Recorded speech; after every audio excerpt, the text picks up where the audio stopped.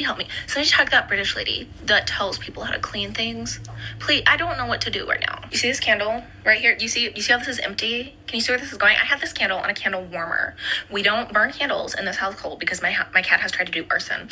I had it in a candle warmer on my windowsill right back there with those curtains, and then I went to close my curtains and it knocked over the candle warmer and it dumped this entire candle's worth of wax all over. Here's the warmer. This is honestly got the least of it. Okay, are you ready for this? Here, oh my lord. Here, yes. Here we have this. This right here, this is the battery box for these lights. It's we landlord specialed it with candle wax. Here's a better view. I had to turn on the flash, and then this is the first time I even, oh my god. Down in here, it looks like a... This is one of those where I panic because people often give really bad advice in this because a lot of people say, oh, warm it up, it'll be fine. It won't. So the first thing with candle wax, before you even freeze it, you need a blunt knife, like an old butter knife or something, and you freeze it.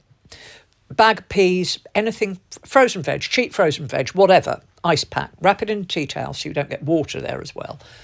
Put it on the candle wax, that will freeze it. When it freezes, it goes very brittle. And then what you do is you slide the edge of a knife in on the windowsill, and you should be able to pop most of that up in chunks and get rid of them.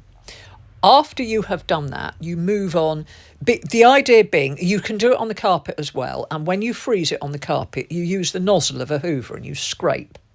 The reason that you don't melt it is because when you melt it, it becomes liquid and it spreads and it goes even further.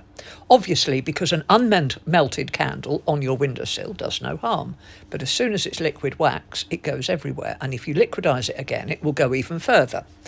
Most of that you will be able to get off just by picking and prying and scraping, including, I think, the battery box.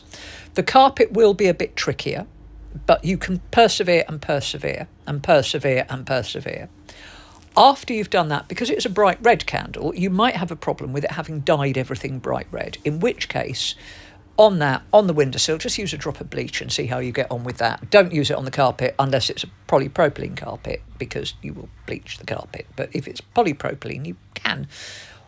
If on fabric, you have absolutely tried and you've got 99.9% of it off when it was cold and hard and brittle, and, sorry, I'll put the phone between my knees. When it goes on fabric, you freeze it, you get the lump like that, and you go like that, and it should crumble out. Put things that you can in the freezer. After that, only after that, can you very gently warm it and use something very absorbent. Don't use brown paper. Brown paper is not very absorbent. What is very absorbent is an old piece of toweling.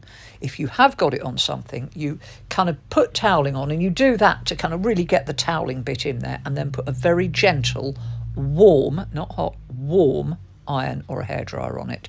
And then hopefully the last little bit will get wicked up into the towel.